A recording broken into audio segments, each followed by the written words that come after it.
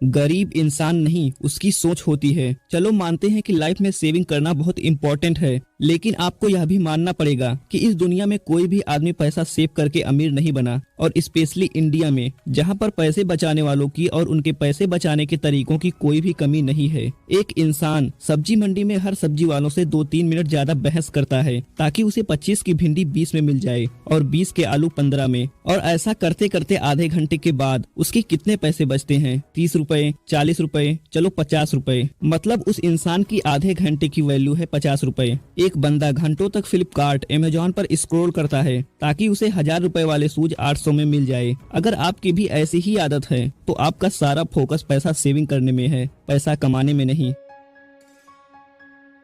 इस किताब में मनी मैनेजमेंट करना आपको बहुत ही अच्छे तरीके से सिखाया गया है। Rich dad poor dad book की समरी दुनिया भर में अब तक 46 मिलियन से भी ज्यादा कॉपीज बिक चुकी हैं। इस बुक की लोकप्रियता को देखते हुए इसका 50 से भी ज्यादा अलग अलग लैंग्वेज में अनुवाद किया जा चुका है। क्योंकि मामला पैसों की समझ का है, इसीलिए मुझे लगता है कि दुनिया के हर इंसान को, चाहे वो किसी भी प्रोफेशन से क्यों ना हो, उसे जिंदगी में एक बार इस किताब को जरूर पढ़ना चाहिए। अगर आप एक स्टूडेंट हैं तो आपके लिए ये किताब और भी ज्यादा इम्पोर्टेंट साबित होगी, क्योंकि हमें स्कूल या कॉलेज के दिनों में केवल कोर्स के बारे में ही पढ़ाया जाता है। मैं आपको विश्वास दिलाता हूँ कि ये किताब पैसों को लेकर आपका नजरिया बदल देगी। Rich dad poor dad book अमीरी का शॉर्टकट नहीं बताती, बल्कि यह सिखाती है कि आप पैसों की समझ को कैसे विकसित करें और किस तरह से अमीर बने। रिच डैड पुअर डैड कोई साधारण किताब नहीं, बल्कि यह एक ऐसी किताब है जिसको पढ़ने के बाद आप एक बार जरूर सोचोगे कि मैंने इसको पहले क्यों नहीं पढ़ा। इस बुक की जितनी भी तारीफ की जाए उतना कम है। यह बुक रॉबर्ट कियोसाकी के व्यक्तिगत जीवन पर आधारित है। यह कहना गलत नहीं है कि पैसा शक्ति का एक रूप है, लेकिन फाइनेंशियल एजुकेशन इससे भी ज्यादा शक्तिशाली है।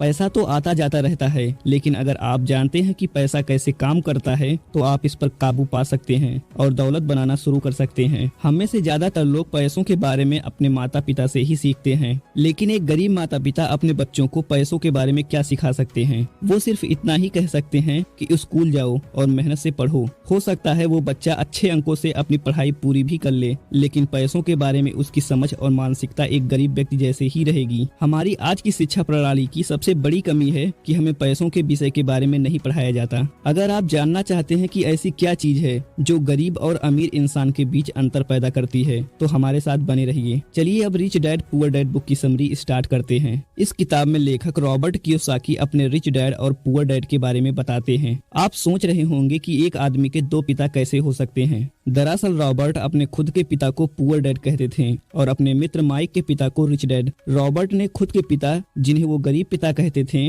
वो एक उच्च शिक्षित और बुद्धिमान व्यक्ति थे। वे एक पीएचडी होल्डर शिक्षक थे, जबकि उनके दूसरे पिता, जिन्हें रॉबर्ट अपना अमीर पिता कहते थे, 8वीं क्लास भी पास नहीं कर पाए। रॉबर्ट के दोनों ही डैडी अपने अपने करियर में सफल थे। दोनों ही पिताओं ने जिंदगी भर कड़ी मेहनत की और काफी पैसे कमाया, लेकिन एक हमेशा आर्थिक परेशानियों से जूझते रहे और वहीं दूसरे पिता आगे चलकर अपने सिटी के सबसे अमीर लोगों में से एक बने। हम में से ज्यादातर लोग पैसों के बारे में उन लोगों से सीखते हैं जो खुद जिंदगी भर पैसों की कमी के कारण जूझते रहते हैं। आपने देखा होगा कि कुछ लोग दूसरे लोगों को फाइनेंशियल एडवाइस ऐसे देते हैं जैसे सारी दुनिया का ज्ञान उनके पास हो। आप जरा सोचकर देखिए, अगर आप दो लोगों से सलाह मांगते हैं जिनमें से पहला 1 लाख रुपए प्रति माह कमाता है और दूसरा 50 लाख, तो इनमें से किसकी सलाह आपके लिए ज्यादा कारगर साबित होगी? मेरे हिसाब से 50 लाख रुपए प्रति माह वाले व्यक्ति की सलाह आपके लिए ज्यादा कारगर साबित होगी। रॉबर्ट कहते हैं, मैं खुश नसीब था कि मेरे 2 डैडी थे, इसीलिए मेरे पास 2 विरोधी दृष्टिकोण का विकल्प था, एक गरीब आदमी का और दूसरा अमीर आदमी का। मिसाल के तौर पर पुअर डैड कहते थे, पैसे का प्रेम ही सारी बुराई की जड़ है, वहीं रिच डैड कहते थे, पैसे की कमी ही सारी बुराई का जड़ है।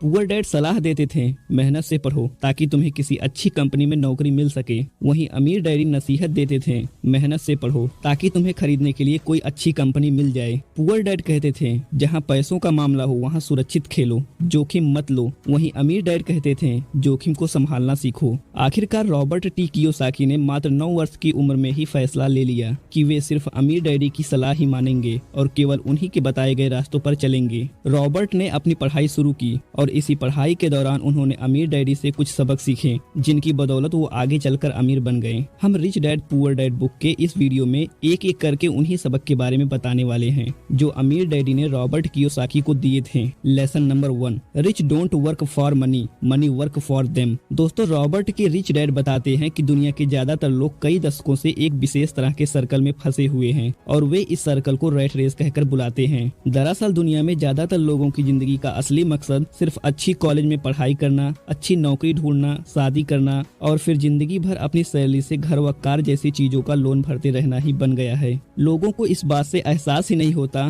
कि इस तरह की लाइफ में वो मेहनत तो सबसे ज्यादा करते हैं, लेकिन उनकी मेहनत का फायदा किसी और को ही होता है। असल में बहुत से लोग इस रैट रेस का हिस्सा बनकर नाखुश भी होते हैं, लेकिन फिर भी अपने मन के डर, लालच और जिम्मेदारियों की वजह से वह मजबूरी में इसका हिस्सा बने रहते हैं। रिच डैड कहते हैं कि इंसान को सबसे पहले तो अपने मन के डर को खत्म करके इस रैट रेस से बाहर निकलना चाहिए और फिर कुछ ऐसा करना चाहिए जिसमें आप पैसों के लिए काम ना करें, बल्कि पैसा आपके लिए काम करे। वह पुरानी कहावत है ना कि पैसा ही पैसे को खींचता है। ठीक उसी तरह से आपको अपने लाइफ में कुछ ऐसा करने की जरूरत होती है जिसमें आपका पैसा ही आपको कमा कर दे। Lesson number 2, keeping money is more important than making it. पैसा बनाने से ज्यादा इम्पोर्टेंट है पैसा रखना। दोस्तों, दुनिया में आपको ऐसे बहुत से स्पोर्टमैन और सेलिब्रिटी देखने को मिल जाएंगे जो कि एक समय में काफी अमीर हुआ करते थे, लेकिन आज उनके पास कुछ भी नहीं है। असल में लोग अमीर से गरीब इसलिए हो जाते हैं क्योंकि उनमें फाइनेंशियल एजुकेशन की कमी होती है, यानी उनके अंदर पैसे को मेंटेन और ग्रो करने का हुनर नहीं होता है।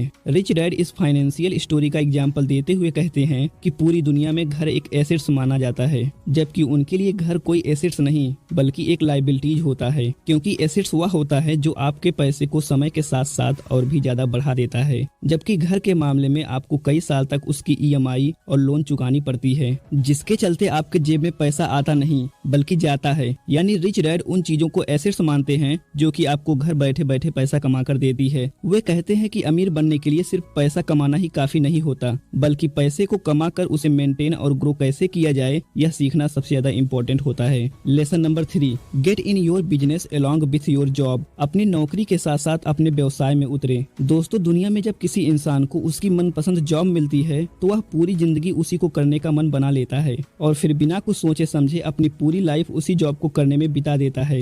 रिच डैड कहते हैं कि दुनिया का कोई भी इंसान अगर चाहे तो वह अपनी जॉब के साथ ही कोई दूसरा भी काम कर सकता है और बिना अपने जॉब को छोड़े बिजनेस का एम्पायर किंग बन सकता है। अब इस बात को समझने के लिए हम दुनिया की सबसे बड़ी फास्ट फूड कंपनी मैकडॉनल्ड्स के फाउंडर रैक रॉक का एग्जाम्पल लेते हैं। अगर हम लोगों में से किसी से यह सवाल पूछा जाए कि रैक रॉक किस बिजनेस से पैसा कमाते हैं, तो फिर हम लोगों में से सभी का यह जवाब होगा कि फास्ट फूड बिजनेस से। लेकिन असल में दोस्तों, रैक रॉक का मुख्य बिजनेस फास्ट फूड नहीं बल्कि रियल एस्टेट है, क्योंकि मैकडॉनल्ड्स की बिजनेस को बड़ा करते हुए आज वो पूरी दुनिया के अंदर सबसे बड़े रियल एस्टेट बन चुके हैं। यानी कि फास्ट फूड बिजनेस करते करते ही उन्होंने एक रियल एस्टेट का ऐसा एम्पायर खड़ा कर दिया है जो कि आज सच में उन्हें अमीर बनाता है। और इसी तरह से एक आम आदमी भी अपनी जॉब को करने के साथ साथ कुछ ऐसे एसेट्स और सोर्स ऑफ इनकम क्रिएट कर सकता है जो कि उसको पैसे कमाकर भी दे। और दोस्तों, इसके लिए राइटर के द्वारा कुछ एग्जाम्पल भी दिए गए हैं, जिनमें से बिजनेस शुरू करना, स्टॉक मार्केट में इन्वेस्ट करना, रियल एस्टेट में पैसा लगाना और मुनाफे देने वाली प्रॉपर्टीज को खरीदना शामिल है। इनमें से कोई भी एक तरीका लगाकर आप अपने लिए एक नई सोर्स ऑफ इनकम बना सकते हैं। यहाँ तक कि रिच डैड तो हर व्यक्ति को ऐसा करने की सलाह देते हैं, क्योंकि ऐसा करने पर ही इंसान सच में अमीर बन सकता है। Lesson number 4, taxes are only for middle class and poor. Tax केवल मिडिल क्लास और पुअर के लिए होता है।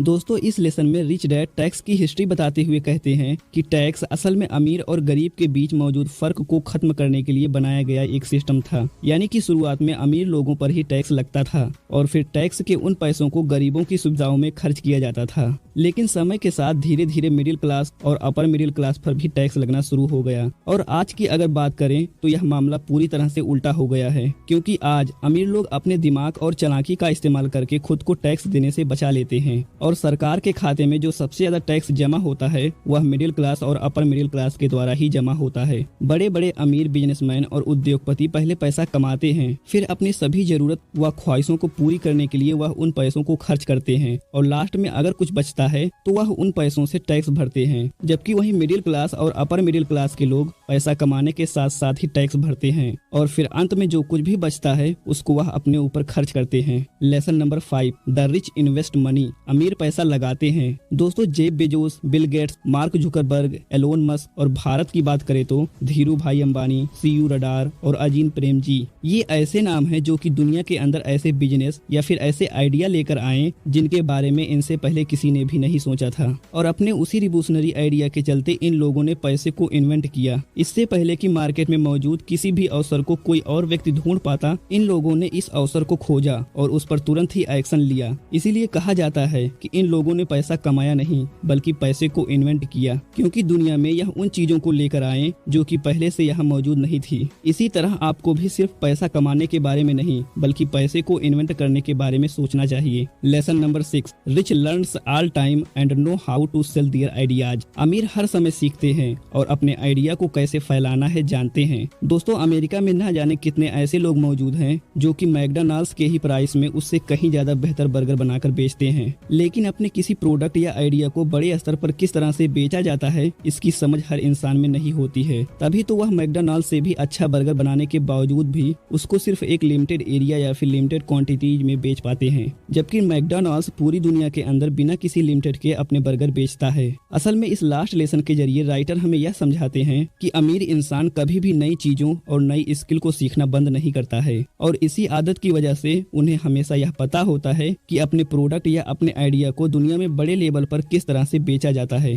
बहरहाल हमारी आज की इस वीडियो में बस इतना ही था। वैसे आपको वीडियो कैसे लगी हमें कमेंट्स करके जरूर बताएं। अपना बहुमूल्य समय देने के लिए